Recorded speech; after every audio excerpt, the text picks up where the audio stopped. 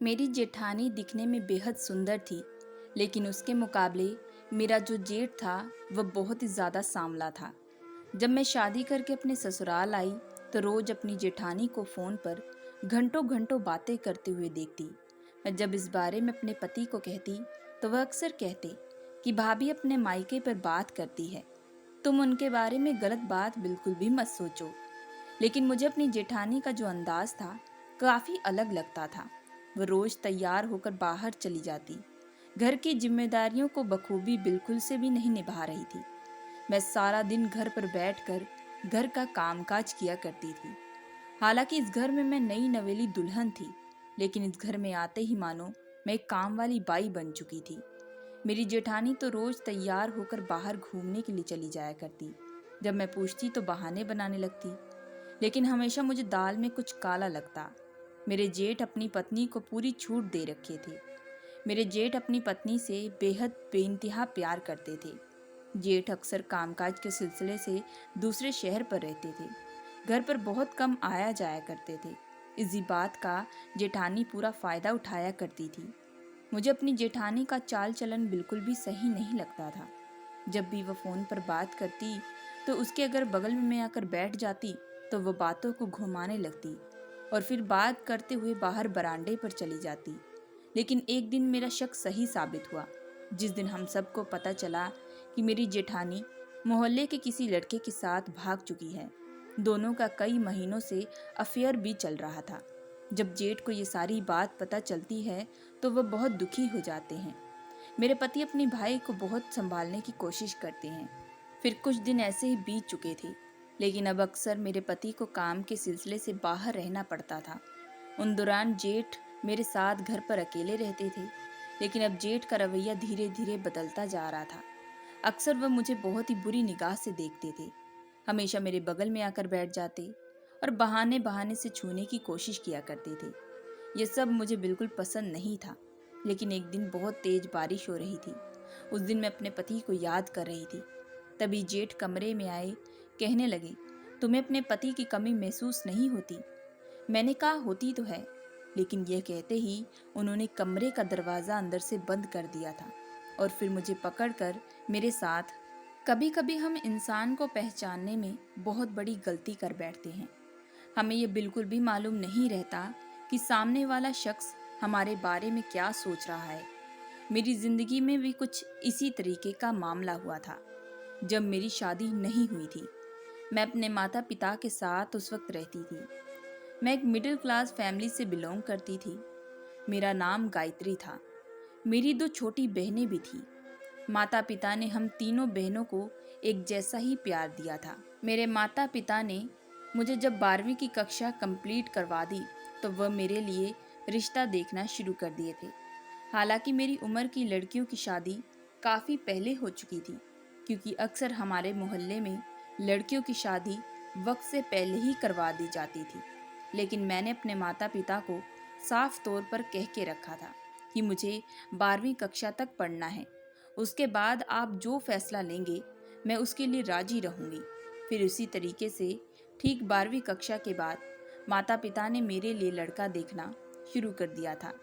मेरे माता पिता मेरे लिए एक अच्छा और पढ़ा लिखा और पैसों वाला लड़का ढूंढ रहे थे। वह नहीं चाहते थे कि उनकी बेटी को आने वाले वक्त में कोई परेशानी आए। मैं बिल्कुल भी नहीं चाहते थे कि मेरी शादी एक गरीब घराने में हो। हालांकि मेरे लिए रिश्ते काफ़ी आए थे, लेकिन कोई लड़का कम पैसा कमाता, किसी का परिवार अच्छा न रहता, किसी का परिवार बहुत बड़ा रहता। इसी वजह से माता पिता उन सब रिश्तों को रिजेक्ट कर दिया करते थे। इसी तरीके से वक्त भी बड़ी तेजी से बीत रहा था। तभी एक दिन हमें खबर मिली कि माता पिता ने मेरे लिए एक रिश्ता ढूंढ लिया है। इस बात से मैं बेहद खुश थी। हालांकि मैंने लड़के को बिल्कुल भी देखा नहीं था। हमारे यहाँ शादी से पहले लड़के को देखा नहीं जाता। माता पिता खुद ही लड़के वालों से मिलकर मेरी शादी पक्की करवा दी। शादी से पहले मेरी सहेलियों ने मुझे सुहागरात के बारे में अच्छे से बता दिया था। हालांकि सुहागरात को लेकर मेरे भी कई सारे अरमान जुड़े हुए थे। फिर मुझे दुल्हन का जोड़ा पहनाकर मंडप पर पहुंचा दिया गया। मेरे चेहरे पर उस वक्त एक बड़ा सा घूंघट उठा हुआ था। जिसकी वजह से मैं दूल्हे का चेहरा बिल्कुल भी नहीं देख पाई थी और ना ही मुझे मालूम था कि उसके परिवार में कौन कौन सदस्य है। लड़का जो है मुंबई में रहता है और वह एक बहुत अच्छी कंपनी में काम करता है। मुझे बस इसी के बारे में मालूम था और कभी कभार उसे काम के सिलसिले में दूसरे शहर भी जाना पड़ता है। फिर पंडित जी को बुलाकर मेरी शादी करवा दी गई। शादी के बाद मैं काफ़ी नर्वस भी हो रही थी। मुझे काफ़ी दुख भी लग रहा था कि माता पिता को छोड़कर अब मैं चली जाऊंगी। अब मेरी नई जिंदगी की शुरुआत होने वाली थी। मैं विदा होकर अपने ससुराल चली गई। ससुराल में मेरी सास और कुछ अन्य लोगों ने मेरा स्वागत किया। फिर मेरी सास ने मेरा हाथ पकड़कर मुझे मेरे पति के कमरे में भेज दिया। लेकिन जैसे मैं अपने कमरे में बैठी थी कि कुछ देर बाद मुझे किसी की चलने की आवाज़ आई। मुझे लगा कि शायद मेरे पति कमरे में आते होंगे। इसी वजह से मैंने तुरंत एक लंबा सा घूंघट ओढ़कर बिस्तर पर जाकर बैठ चुकी थी। तभी मेरा पति मेरे बगल में आकर बैठ चुका था। तभी वह मुझसे पूछने लगे कि तुम कहाँ तक पढ़ी लिखी हो। उनके हर एक सवाल का मैं अच्छे से जवाब दे रही थी, लेकिन तभी उन्होंने मुझे एक ऐसी बात कही जिसे सुनकर मेरे होश उड़ चुके थे। वह मुझसे पूछने लगे कि शादी से पहले क्या तुम्हारा कभी किसी के साथ अफेयर तो नहीं था। ये सुनते ही मैंने कहा कि आप ये क्या पूछ रहे हैं। तभी उन्होंने मेरा हाथ कसकर पकड़ लिया और कहने लगे कि मुझे सच सच बता दो, तुम दिखने में इतनी सुंदर हो, आखिर तुमने ये शादी क्यों की। उन्होंने मेरा हाथ बहुत कस के पकड़ा हुआ था। उस वक्त मुझे दर्द भी महसूस हो रहा था, लेकिन इससे पहले मैं उन्हें कुछ कहती तभी दरवाजे पर मुझे किसी और की आवाज़ सुनाई दी और तभी मेरे पति ने मेरा हाथ झटक दिया। लेकिन जैसे ही वह शख्स कमरे में आया तो आते ही कहने लगा कि अरे भाई, आप यहाँ पर क्या कर रहे हैं। ये सुनते ही मैं हैरान रह गई थी। लेकिन तभी जो शख्स मेरे साथ इतने वक्त से मौजूद था वह तुरंत कमरे से जा निकला। मुझे समझ में आ चुका था जो शख्स मेरे बगल में आकर बैठा काफ़ी देर तक बात कर रहा था वह मेरा पति नहीं जेठ था। लेकिन जेठ का व्यवहार मेरे प्रति काफ़ी अलग था। उसके बाद मेरे पति मेरे पास आकर बैठे, मुझसे पूछने लगे कि मेरे भाई ने तुम्हें कुछ कहा तो नहीं। शादी की पहली रात अब मैं कोई तमाशा नहीं बनाना चाहती थी, इसी वजह से मैं चुप हो चुकी। तभी मेरे पति ने बड़े ही प्यार से मेरे हाथ को पकड़ा और मेरी तारीफें करनी शुरू कर दी। और जैसे ही उन्होंने मेरा घूंघट उठाया तो मुझ पर अपना प्यार लुटाना शुरू कर दिया। दूसरे दिन से मेरी सास ने घर की कुछ रस्में करवाई, लेकिन उन रस्मों के दौरान मैंने ये बात नोट की कि मेरा जेठ मुझे बार बार गहरी आंखों से देख रहा था। मैं जहाँ जाती पीछे पीछे आ जाता। मैं इस घर में नई नई आई थी। मैं इस बारे में किसी को भी कुछ भी बोल भी नहीं सकती थी। अगर मैं किसी को कुछ कह भी देती तो शायद सब लोग मुझे ही गलत समझते। मैंने बार बार इन सब बातों को इग्नोर करने की कोशिश करने लगी। मेरी सास एक हफ्ता तक उस घर में रही थी, लेकिन इन एक हफ्ते में मेरे पति ने ऑफिस से भी छुट्टी ले रखी थी। वह घर पर मेरे साथ रहते थे, मुझे वक्त देते थे। मेरे पति दिल के बहुत ही अच्छे इंसान थे। वह बार बार मुझसे पूछते थे कि क्या तुम्हें घर में कोई चीज़ की परेशानी तो नहीं हो रही। पति के मुंह से इतनी परवाह सुनकर मुझे अपने पति पर और प्यार आने लगता। मेरे पति ने अपने प्यार में कोई कमी नहीं रखी थी। और फिर पूरे एक हफ्ते के बाद मेरी सास अपने गांव वापस जाने वाली थी। मैंने अपनी सास को मना किया, लेकिन तभी सास कहने लगी, गांव में भी घर है, वहां पर जमीन पड़ी हुई है। अगर मैं वहां पर नहीं रहूंगी तो कौन रहेगा। और मुझे आदत नहीं है शहर में रहने की। मुझे गांव का माहौल पसंद लगता है। मैं सुमित को कह दूंगी कि तुम्हें भी कभी कदार गांव घुमाने के लिए लेकर आए। यकीनन तुम्हें भी हमारा गांव बहुत पसंद आएगा। उसके बाद मैंने सास का आशीर्वाद लिया और सास अपना बैग उठाकर अपने घर के लिए निकल पड़ी थी। अब घर में मेरे पति और मेरे जेठ रहते थे। घर की पूरी जिम्मेदारी मेरे कंधों पर आ चुकी थी। मैं ही सारा दिन घर का काम करती, लेकिन उन दौरान मैं हमेशा ये बात अच्छे से नोट करती थी कि मेरा जेठ मुझे गहरी आंखों से देख रहा था। जब मुझे वह इस तरीके से देखता तो मैं तुरंत दुपट्टे से अपने आप को ढक कर रखने की कोशिश करने लगती। मैं जेठ को जब भी खाना देती तो वह बहाने से मुझे छूने की कोशिश करने लगती, लेकिन इस बारे में अपने पति से कोई भी बात नहीं कर सकती थी। अब मैं अपने पति के साथ बाहर घूमने फिरने के लिए जाया करती। मेरे पति बाहर मुझे मूवी देखने के लिए लेकर जाया करते थे।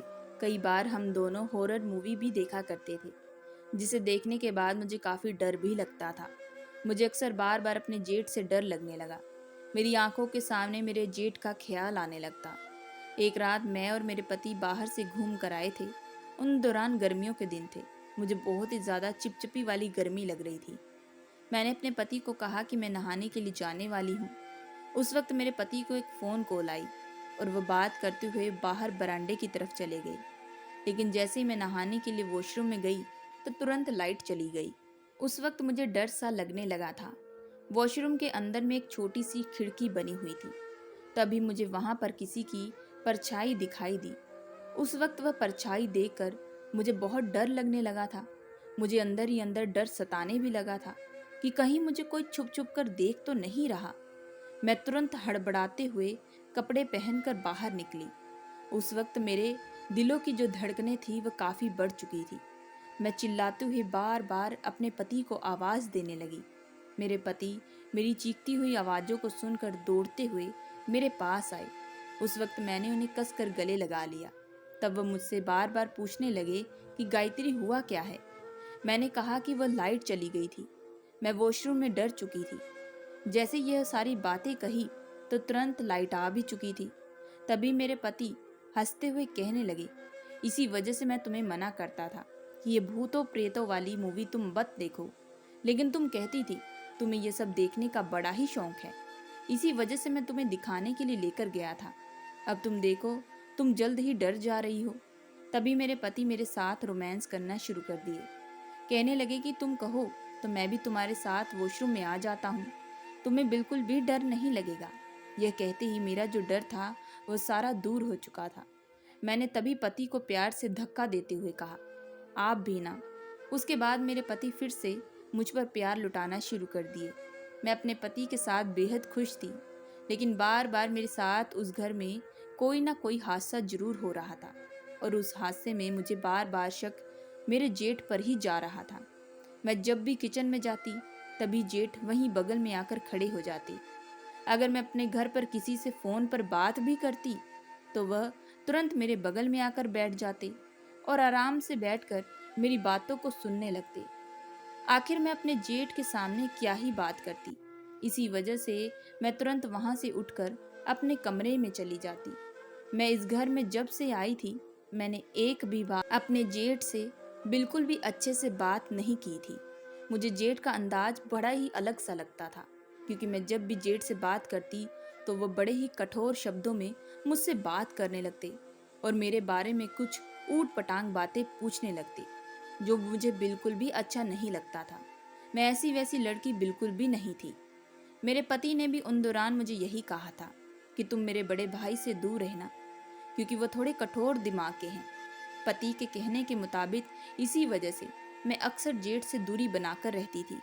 लेकिन अब मेरे पति को काम के सिलसिले से दूसरे शहर के लिए जाना पड़ता था। उन दौरान मैं और जेठ जी घर पर अकेले रहते थे।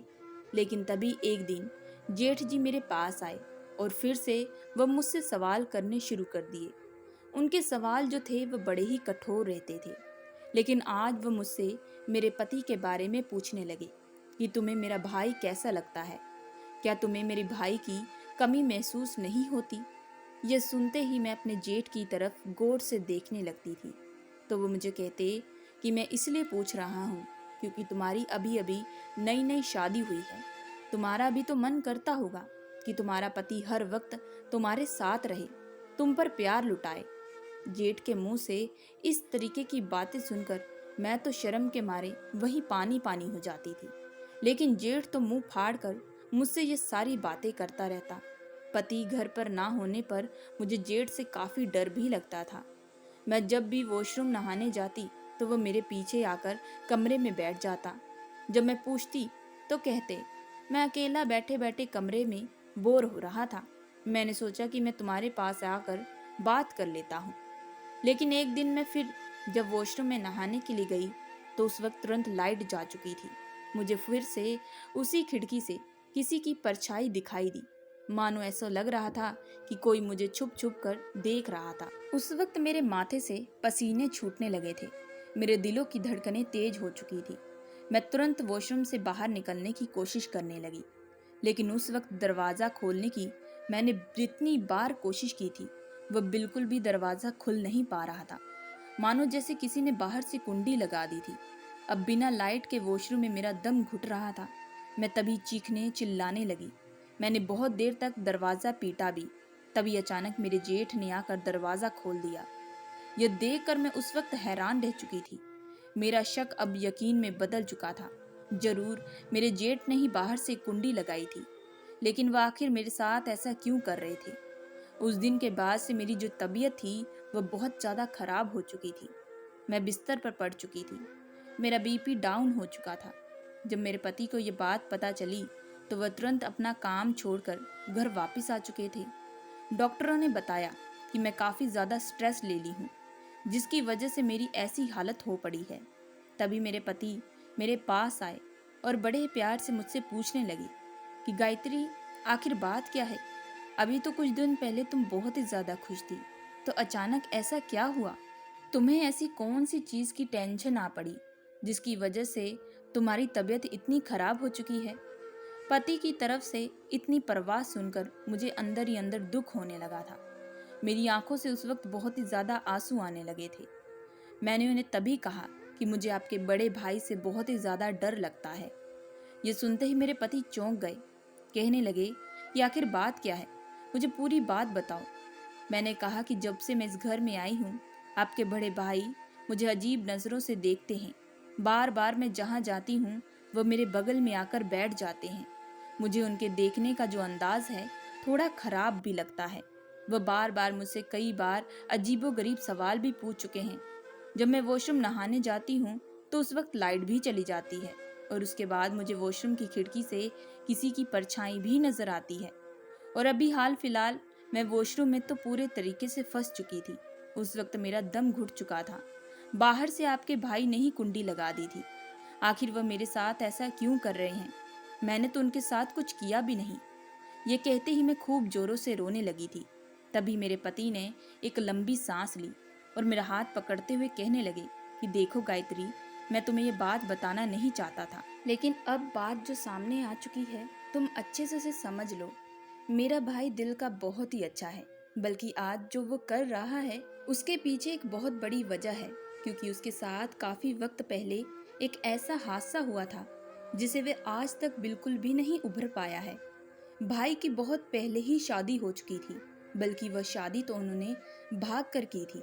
मेरी माँ ने बचपन से ही भाई का रिश्ता किसी और लड़की के साथ तय कर दिया था, लेकिन भाई को भाभी इतनी पसंद आ चुकी थी कि उन्होंने माता पिता के खिलाफ जाकर भाभी से जाकर शादी कर ली और माता पिता से सारे रिश्ते नाते खत्म कर लिए थे। मेरी माँ उन दौरान बहुत ही ज्यादा रोती थी, लेकिन भाई भाभी के प्यार में अंधे हो चुके थे।